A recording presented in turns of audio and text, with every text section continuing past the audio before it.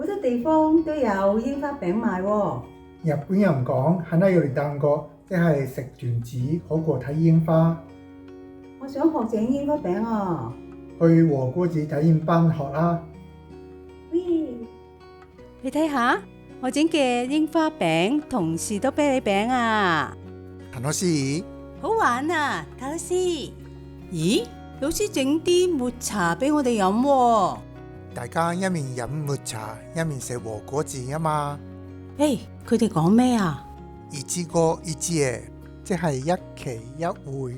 哦，珍惜每一次嘅相聚啊嘛。除咗和果子，日本仲有啲咩傳統小食啊？我帶你去小江湖啦，去江戶時代？跟我嚟啦。